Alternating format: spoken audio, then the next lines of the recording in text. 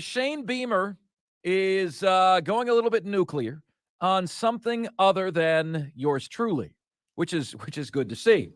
To reset on this, Shane Beamer and I, there was a little trading of barbs, a little dust up back in January.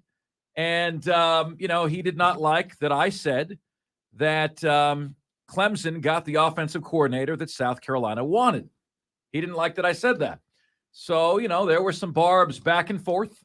I said to him that, I'm not used to, elite head coaches don't act this way. There's been no communication since then between Shane and I. I think he's doing a wonderful job at South Carolina, a fantastic job.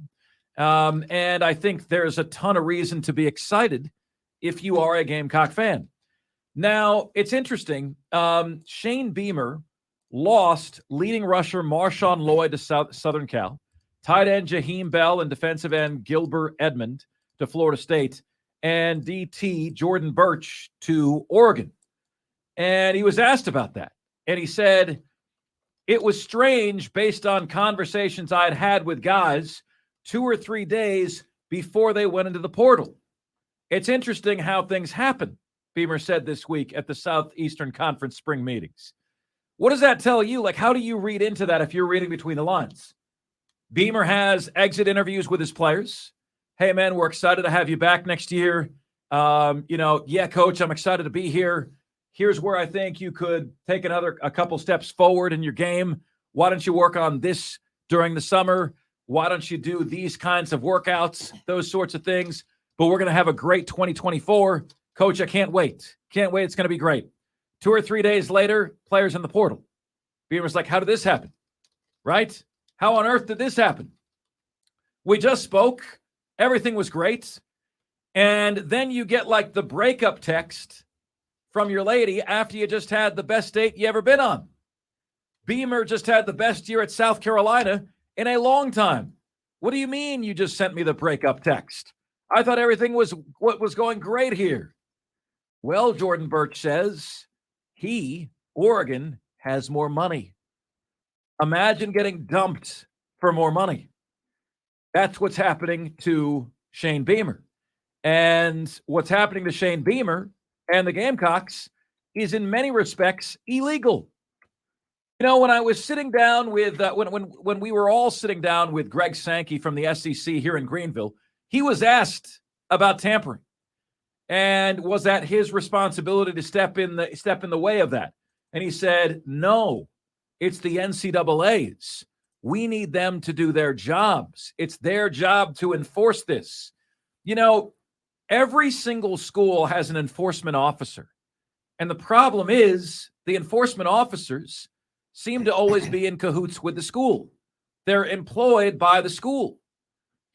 Like if you want to keep your job, do you really want to be uncovering all of this dirt by the school? The compliance officers need to be employed by the NCAA and sent to schools with the knowledge that they're there. If there's something going on, they need to find it. Their job is to be a narc. Right now their job is to not rock the boat, but they should be there to be a narc. 100%. If there's a problem, they'll solve it. That's their job.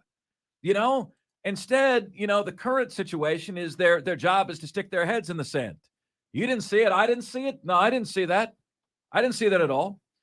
An article I was reading today said there's 2 main reasons why tampering is hard to stop. It's difficult to prove, and coaches are cautious about turning in their colleagues and potentially damaging a player's eligibility.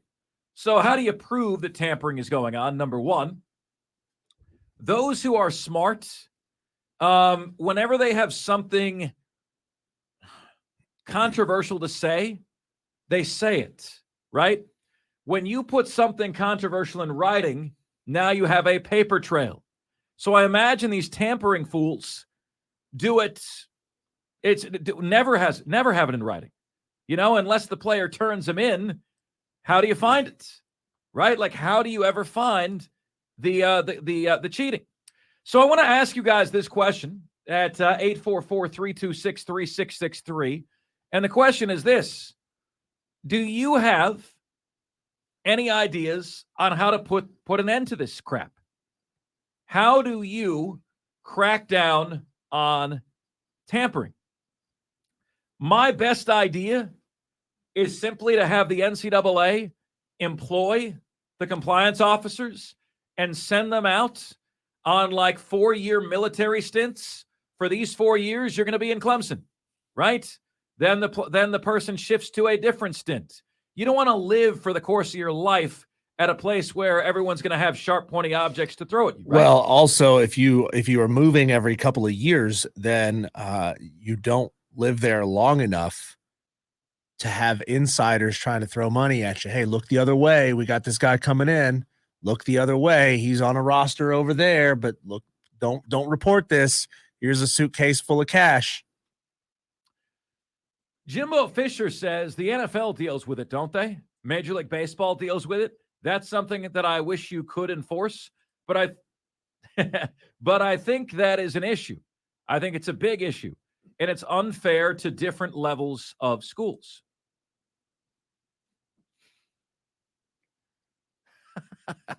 God in this case was Nick Saban. Jimbo Fisher says if they get caught, there should be severe penalties.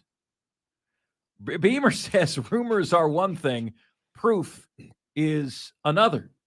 Kirby Smart says, so look, if kids are exploring to leave, it's really hard to police. Ask the NCAA. If a kid goes to his trainer or high school coach, well, in our program, we have people talking to those trainers and high school coaches.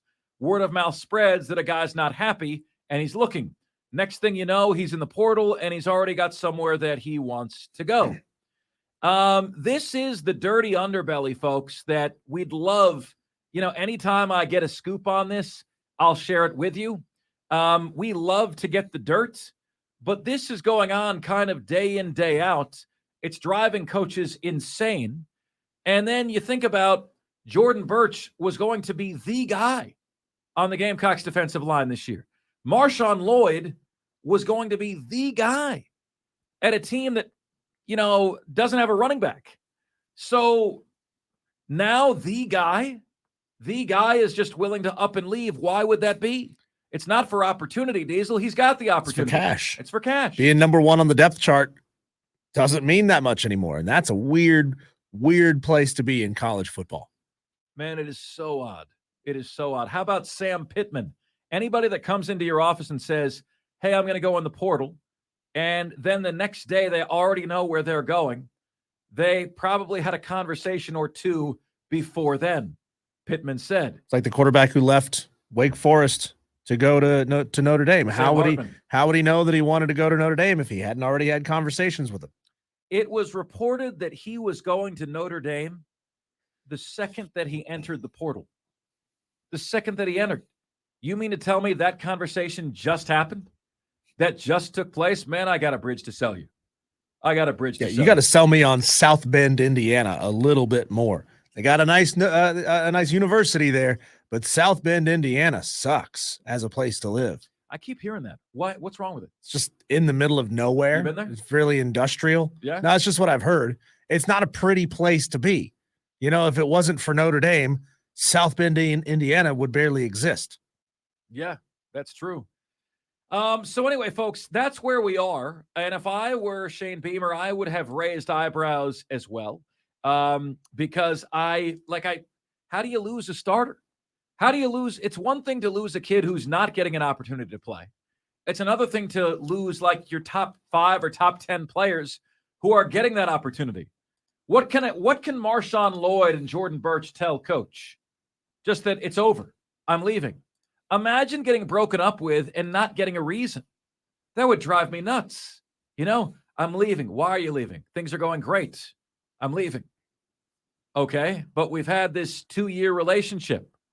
Like, I'm not owed a reason as to why you're leaving, as to why you're unhappy. No, I'm just leaving. You play in the SEC. You play in the conference that produces more NFL draft talent than anybody else. So Beamer's not getting reasons because there are none outside of greenbacks.